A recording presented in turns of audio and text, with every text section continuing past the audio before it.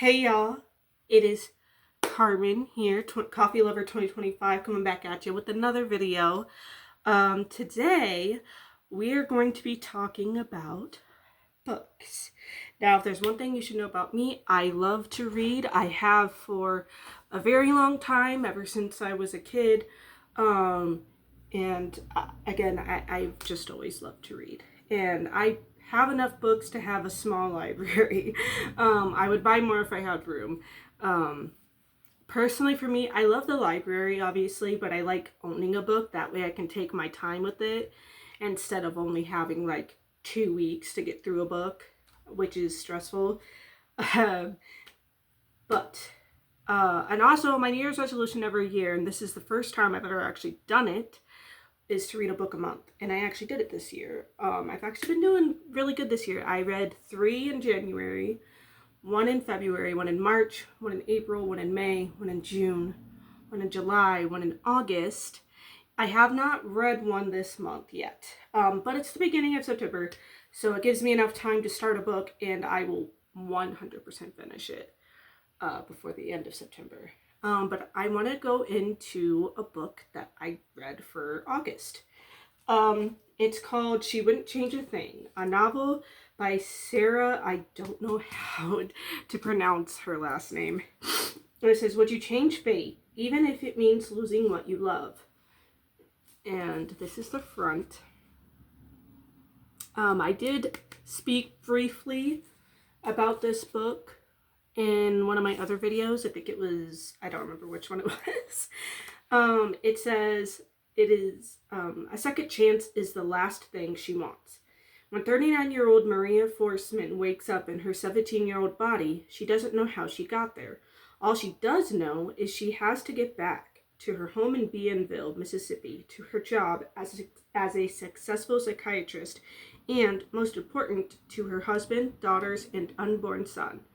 But she also knows that in only a few weeks, a devastating tragedy will strike her husband's family. Can she change time and still keep what's given her? Exploring the responsibilities love lays on us, the complicated burdens of motherhood, and the rippling impact of our choices, She Wouldn't Change a Thing is a dazzling debut from a bright new voice. And this is the inside, and that kind of tells you what the book is about. And then I'll show you guys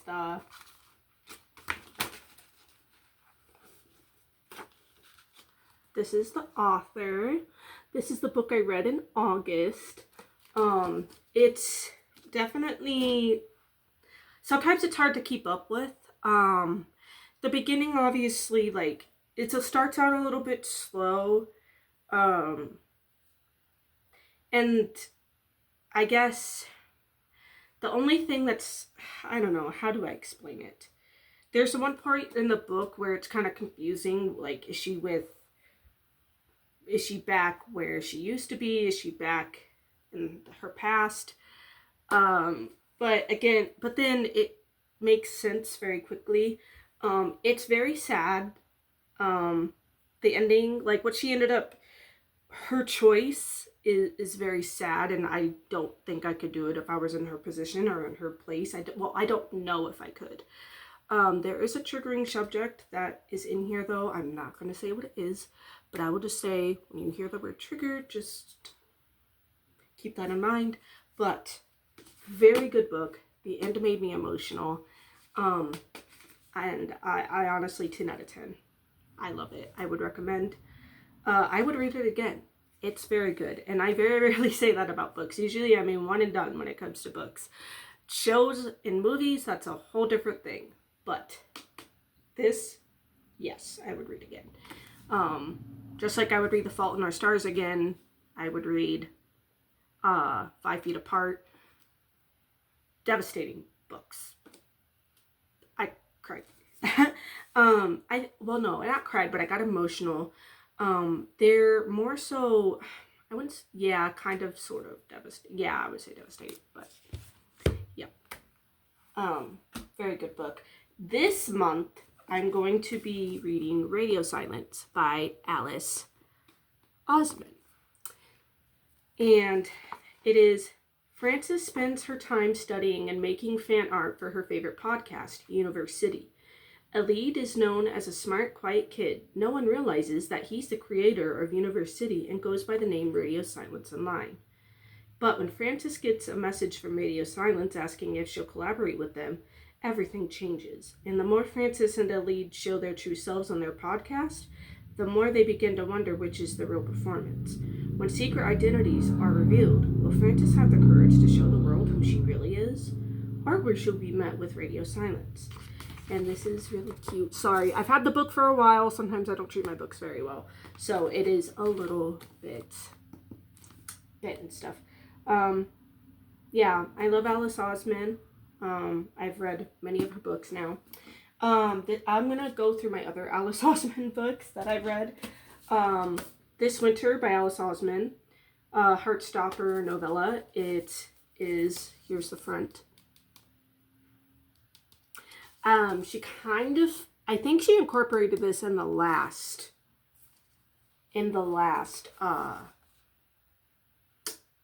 yeah, I'm pretty sure she incorporated this in season 3. It can be a hard time of year. It's another Christmas for the Spring family, which means a lot of relatives, a lot of food, a lot of chaos, and a lot of chances for people to say or do the wrong thing. Tori Spring knows her brother Charlie is overwhelmed by it all. She wants to help. But how? Charlie isn't certain he could stay in his own house as things get into full swing. His boyfriend Nick's house is an obvious refuge, but he's also unsure about ruining Nick's Christmas with his own concerns. Sometimes the only path to comfort and joy is through honesty, sharing, and banding together to find the warmth in winter.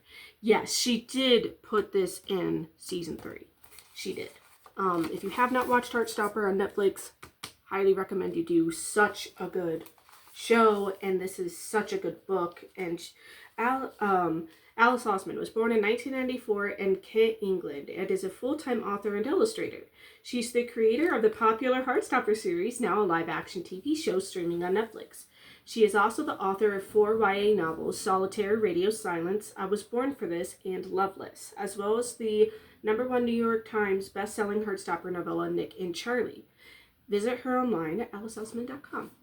I still need to, obviously, I have Radio Silence. That's going to be my book of the month that I will be reading. I want to get I Was Born for This, and I want to get Loveless and read those because I love Alice Oseman. She is just amazing. Yeah. And I can kind of, well, not kind of, I can, yeah. But yeah, very good. This is Nick and Charlie, another Heartstopper novella. This one has not been adapted yet. I don't know if it will be in the movie. I think that's maybe what the movie is going to be about. I will say, we were supposed to get a 4th season, but because the cast and crew, they're all ready to move on from Heartstopper because it's been going on for a while. And because of just, not only that, they're all like very proud of Heartstopper and love it and are forever grateful for it and have a great connection to it. But they're also all very booked and busy. So it's especially Joe Locke and Kit Connor. So that's why they just decided to do a movie. A lot of people were saying it was canceled. I didn't see anywhere where it said it was canceled. I think it was just a decision that was made mutually. So I'm very excited for the Heartstopper movie. I'm so excited, but I can't believe Heartstopper's coming to an end soon. They stopped filming the Heartstopper movie. They got done filming with it this year. I actually don't know if they're done. They may be done. But yeah, and I think it's coming out next year. I don't know the exact date, but okay. Absence makes the heart grow fonder, right? Everyone knows that Nick and Charlie love their nearly inseparable life together, but soon Nick will be leaving for university and Charlie, a year younger, will be left behind. Everyone's asking if they're staying together, which is a stupid question. Or at least that's what Nick and Charlie assume at first. As the times to say goodbye gets inevitably closer, both Nick and Charlie start to question whether their love is strong enough to survive being apart. Charlie is sure he's holding Nick back, and Nick can't tell what Charlie's thinking. Things spiral from there. Everyone knows that first loves rarely last forever. What will it take for Nick and Charlie to defy the odds? And this is synopsis. Let me see if there's anything here to show you guys. Nope. All right. So this is a very good book. If you love Alice Oseman, I would highly recommend reading this. And they're very quick reads. There are times where I have this year, where I just haven't been motivated to read big books. So I've literally read Katie Kazoo books or Judy B. Jones books because it was just easier to do that. But that one's really good. I have Solitaire, Alice Oseman. This one is one of her most, I would say, one of her more depressing books. It's when you want to be alone, other people always get in the way. Tori Spring is tired of everything. She used to be able to deal with people, mostly because she had to. Now she can barely function in the ridiculousness of a school environment. She's bored. She's frustrated. She's worried about her brother Charlie, and she's not sure what she should do about anything. She wants the world to leave her alone, but the world has other ideas. A random post-it leads Tori on a trail left by someone going by the name Solitaire. The person behind it wants to disrupt the school, even if it means disrupting Tori's life in the process, which she doesn't find cool at all. Plus, Solitaire draws a boy named Michael Holden into Tori's path, and once he's there, he doesn't want to leave, which is annoying. Deeply annoying. Tori doesn't care about Michael Holden at all. Really. Heralded as the catcher in the rye for the digital age by the Times, Alice Oseman's Solitaire is a painfully honest, deeply observant look at a girl who is lost in her own life and must find a way forward nonetheless. Very, very good book. Very good book. I love it. I wish they could have dived more into Tori and Heartstopper, but I know it's mainly about Nick and Charlie, but overall, very, very good book. If you want the books that I've mentioned, if you want a look into Tori and Michael and just a little bit more into Nick and Charlie, those books are fantastic. I have the first comic, well, and I shouldn't say comic, the first book of Heartstopper, absolutely, okay. Boys meet boy, boy meets boy, boys become friends. Boys fall in love. Shy and soft-hearted Charlie Spring sits next to rugby player Nick Nelson in class one morning.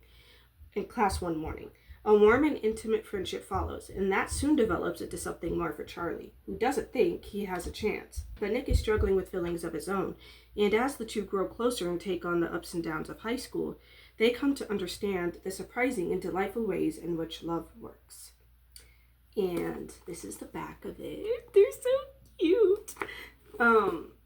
If you haven't seen the show, please watch it. I mean, it's incredible. I do not have the second or third actual book of this, but I did read it online through one of the, I forget what it's called, but through one of the apps that she uploads this stuff on. So I did read them through that. So I have read the second and third volume. Very good. I'm not sure she's done with the sixth volume, if that's come out. If she is, I want to read it, of course. So I can't give you a synopsis of the second and third installment of the second and third books because I don't have them with me. But I do have volume 4, Heartstopper. Charlie and Nick's relationship has been going really well, and Charlie thinks he's ready to say those 3 little words, I love you, which this is incorporated in the 3rd season. Nick feels the same way, but he's got a lot on his mind, especially the thought of coming out to his dad and the fact that Charlie might have an eating disorder. As a new school year begins, Charlie and Nick will have to learn what love really means. So this would be more so this second season of Heartstopper. This one is the first season. I think he says I love you. Hold on.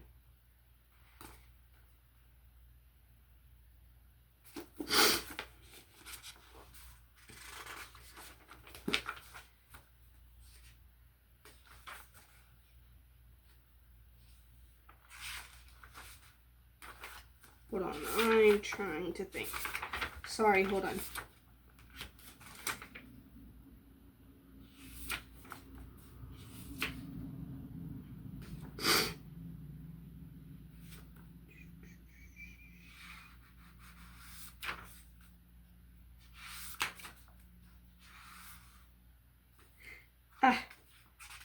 Okay, so this is the second season.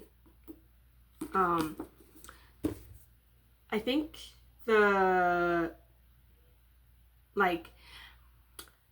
the second, third installment is still part of like the first season rolled into the second, and then this one I believe is the third part of the third season. Alice Oseman, obviously. Nick and Charlie are in love, but what happens next? And this actually is when they go on the road trip to the universities to see where Nick, Tara, oh no, why am I, their names escaping my mind. Nick, Tara,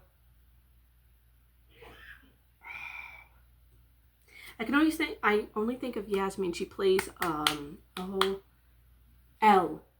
And who else? I'm trying to think of Darcy. So Tara. No, not Darcy. My bad.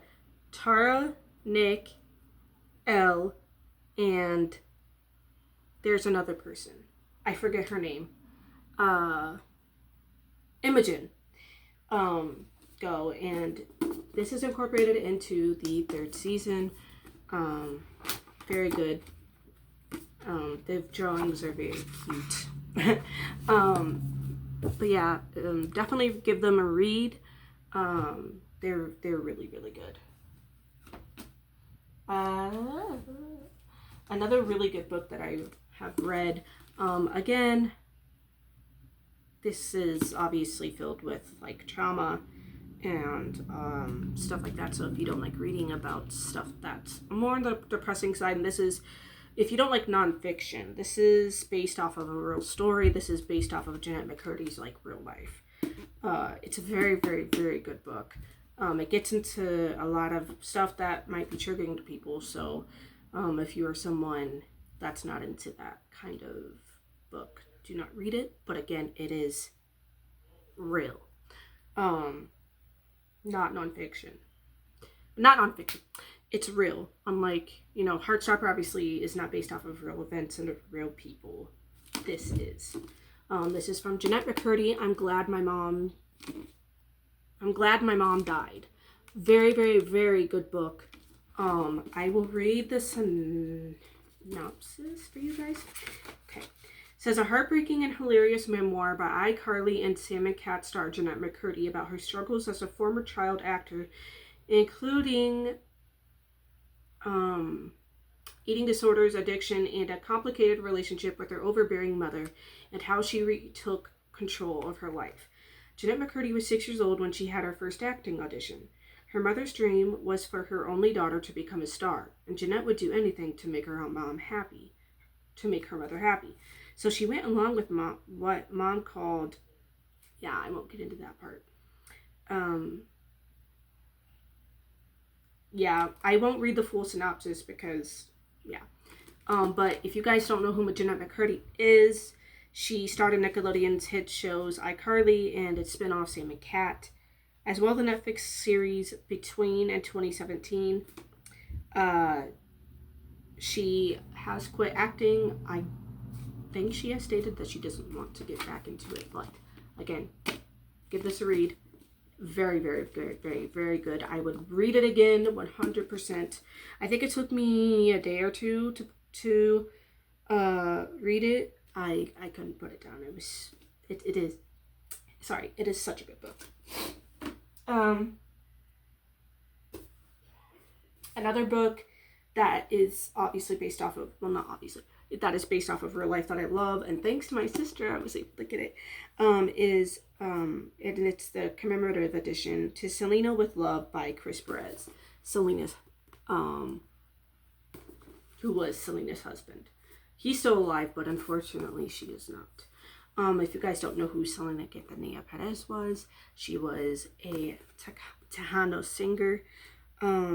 Beautiful voice. But let me read the synopsis for you. One of the most compelling and adored superstars in Latin music history, Selena was nothing short of a phenomenon who shared all of herself with her millions of devoted fans. Her tragic murder at the age of 23 stripped the world of her talent and boundless potential. Her tightly knit family of their beloved angel and her husband, Chris Perez, of the greatest love he had ever known. For more than a decade, Chris held on to the only personal thing he had left from his late life, the touching and sometimes painful memories of their very private bond. Now, for the first time, Chris opens up about their unbreakable friendship, forbidden relationship, and blossoming marriage, which were cut short. While showcasing a side of Selena that has never been disclosed before and clarifying certain misconceptions about her life and death, To Selena with Love is an everlasting love story that immortalizes the heart and soul of an extraordinary, unforgettable, and irreplaceable icon.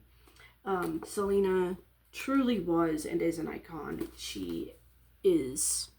That's Selena and Chris. He is a Grammy-winning American guitarist and currently plays for the Chris Perez band. He used to be in a band with Selena, who was his wife, Selena y los Dinos, and he was a guitarist. He was a lead guitarist. And yeah. I kind of want to do a whole video about Selena because I love Selena so much and I love her music. But yes, if you love Selena or just love story or love books based off of real people and real stories that these people like, stuff that these people really went through, the real human beings based off of like their life, this would also be a good book for you. So some other books that this is a book series I have been wanting to get into. I'm not going to read you the synopsis for all of them. The only one that I've read is The Darkest Minds by Alexandra Bracken. This is what it's called. This is what it looks like. There is a movie. They were gonna do a second movie, but the first one didn't do too well, unfortunately, in the box office. So, but I so badly want a second movie. I love the first movie. I'm obsessed with it. I bought it for my Google TV, through my Google TV, and yeah. I'll read you the synopsis. This is book 1. The Darkest Minds. When Ruby woke up on her 10th birthday, something about her had changed. Something alarming enough to make her parents lock her in the garage and call the police. Something that got her sent to Thurmond, a brutal government rehabilitation camp. She might have survived the mysterious disease that killed most of America's children, but she and the others emerged with something far worse. Frightening abilities they cannot control. Now 16, Ruby is one of the dangerous ones.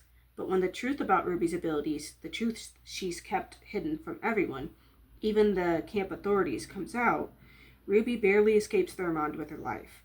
On the run, she joins a group of kids who escape their own camp. Zoo, a young girl haunted by her past, Chubbs, a standoffish brainiac, and Liam, their fearless leader, who is falling hard for Ruby. But no matter how much she aches for him, Ruby can't risk getting close. Not after what happened to her parents. While they journey to find the one safe haven left for kids like them, East River, they must evade their determined pursuers, including an organization that will stop at nothing to use Ruby in their fight against the government. But as they get closer to grasping the things they've dreamed of, Ruby will be faced with a terrible choice, one that may mean giving up her only chance at a life worth living. Oh, it's so heartbreaking. Bruh, I got so emotional when I read, I got emotional when I watched the movie. I watched the movie first. But this is what the movie looks like. The Darkest Minds. This is book 2. Never Fade. The only book that got a movie is The Darkest Minds. Very good movie. Please go watch it. Very good book. Read it. I have not read these other 2 books. So these other 3. So I cannot attest to the, like, oh yeah, read it. But definitely read the whole series, even though I haven't read it. Because I'm sure it's all good and I want to read it all. But the first book is very, very good. Book 2 in the New York Times bestselling series. Ruby never asked for the abilities that almost cost her life. Now she must call upon them on a daily basis, leading dangerous missions to bring down a corrupt government and breaking into the minds of her enemies. Other kids in the Children's League call Ruby leader, but she knows what she really is, a monster. So, I just realized some of these synopsis, it kind of is a spoiler. Now this, because this actually dives into a little bit of what the first book kind of talked about. So I'll just show you guys the front page and will not read the synopsis. I read the synopsis. I need to actually finish the series. But yeah, this is in the Afterlight. This is the 3rd book, I believe. Obviously not touched. This is the back of the book. And oh yeah, I forgot to show you guys the back of the book. I had started reading this, but then I stopped. I really have a hard time finishing series sometimes, especially if I am unmotivated. So, but I need to. So, actually, I don't know if I want to read Radio Silence or if I wanted to get into this one. I don't know which one I want to do. I don't know. Okay. So, and then this is the last one. It's called A Darkest Minds Collection, Through the Dark. And there's that. And obviously, you know, they're bigger books, so, but 100% worth it. So I will be reading, I'll probably read the second one. That'll probably be my book of the month. And then, I don't know, it depends. But, I didn't end up, I should have taken all these out of it, but I did not. Night World. This is the first book. It includes Secret Vampires, Daughters of Darkness, Spellbinder. L.J. Smith is the author. Very good book series. I read the first and second one, so I read this one and the second one. I need to reread the whole series. Well, I never got to finish it. There's also one like it called Thirst. I really need to start reading like books that aren't Katie Kazoo and Judy B. Jones finished series that I have. Granted, again, nothing against Judy B. Jones or Katie Kazoo because they're amazing. And I grew up reading them. I also have read the Divergent series. I even read the book 4. I love those books. Very, very good. I highly recommend reading them. They are very hefty books. Not the, like, yeah. It'll take you a little bit of time to get through the whole series because they're chunky books. The shortest book that's in that series is 4. And that is basically just tells the story of 4. The first movie is really good. As far as the second and third, I don't know how I feel about them.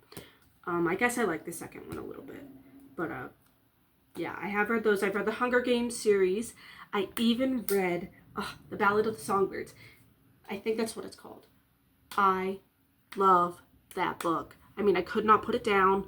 So good. I actually bought it. It's somewhere in my little cabinet that has so many of my books.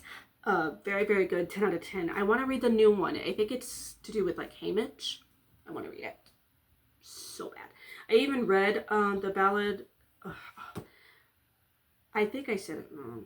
The Ballad of the. I think I said it wrong, but I even watched the movie. The book was better, as books always are, but the movie was still very, very good. I did enjoy the movie. Okay, so let's read the synopsis for this.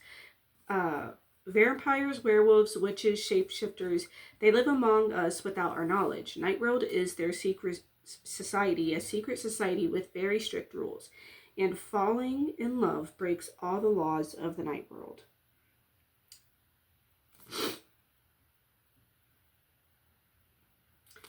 In Secret Vampire, Poppy thought the summer would last forever. Then she was diagnosed with terminal cancer. Now Poppy's only hope for survival is James, her friend and secret love. A vampire in the Night World, James can make Poppy more immortal. But first they must risk everything to go against the laws of Night World. Fugitives from Night World, 3 vampire sisters leave their isolated home to live among humans and daughters of darkness. Their brother, Ash, is sent to bring the girls back, but he falls in love with their beautiful friend. 2 witch cousins fight over their high school crush. It's a battle between black magic and white magic and Spellbinder. And the next books, they're all called Night World, but they have different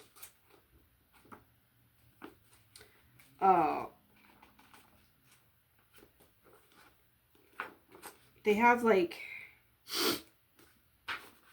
different stories. Like it starts with Secret Vampire and then goes into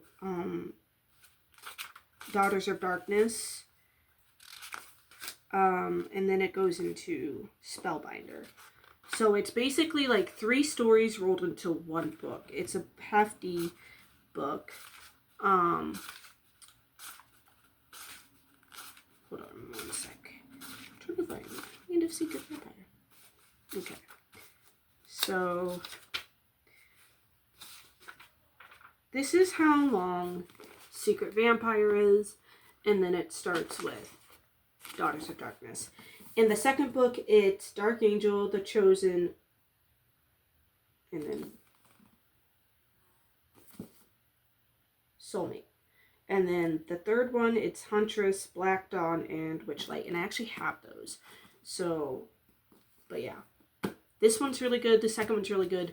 I need to reread it because I haven't read these in a long time. But yeah, definitely give it a read. Very good. I have not read any of this, but this is the best-selling author, Holly Jackson, the A Good Girl's Guide to Murder series. I actually bought the first book, but I started reading it, but I never finished it, and I wanted to have the other 2, and they didn't sell it by themselves, so I had to. So I was like, you know what? I'm just gonna get it.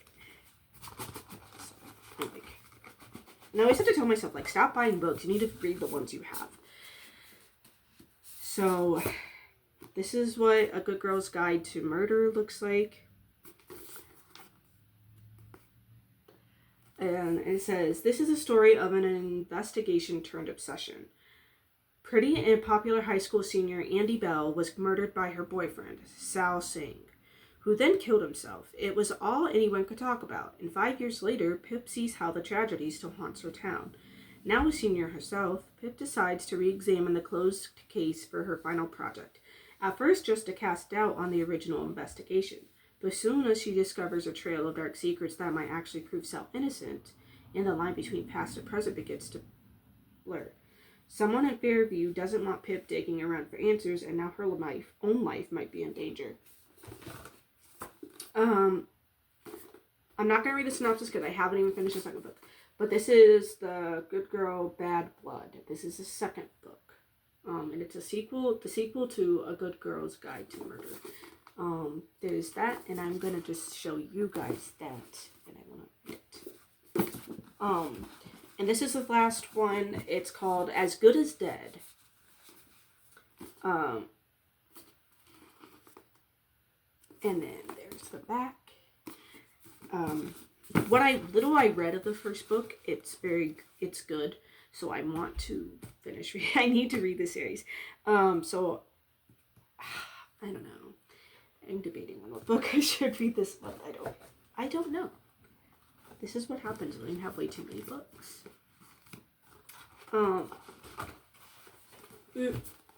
This is going to be a really long video. Sorry. These are just, I was like, I just want to show you guys all the books I have. Maybe I should do like a part 2 to this. Just to show you guys my other books that I have. Oh.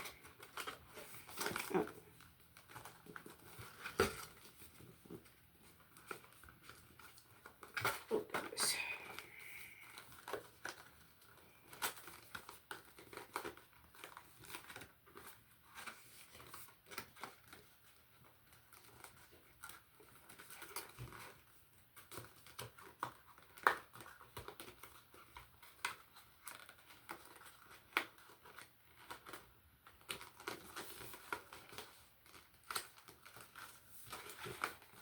I'm trying to look. Okay. You know what? I will have to fix this later. Sorry, I'm just like trying to fix this. Okay. So I'll fix it later.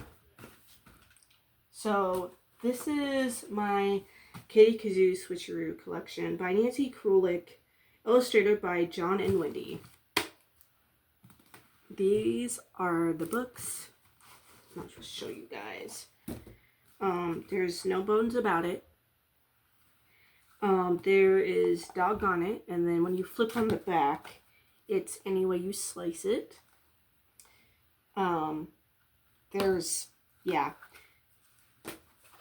There's 2 stories inside. It doesn't take long to read them. This one's Oh Baby, and this one's Girls Don't Have Cooties. This one is Anyone But Me. This is Out to Lunch. This is I Hate Rules. No Messing With My Lesson. And this is Quiet on Set. And then this one is Get Lost. Sorry, I'm not sure what it is. Get Lost. And this is Trapped, You Copycat. These are the books. There are other ones as well that I want to get. Just because I want to read them. And again, they don't take very long to read. And I have used them as my book of the month. Just so I can say oh, I did read a book this month. And it was when I was just very unmotivated to actually read. And I will show you my last books. I'll show you my childhood. And my sister actually got me these. And she actually bought me a Junie B. Jones shirt too. I'll have to wear it in a video. By Barbara Park. Junie B. Jones Smells Something Fishy. I'm not going to read you the synopsis because this video is already going to be very long. But very good books. Junie B. Jones. Junie B. First Grader Toothless Wonder. I'm sure, you know, if you're my age or even if you're a little younger, you probably grew up reading these. Junie B. Jones and the Mushy Gushy Valentine. I lost it, but when I was a kid during Christmas time, someone actually gave me the Christmas Junie B. Jones book.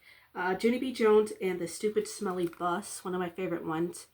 I indeed still read these.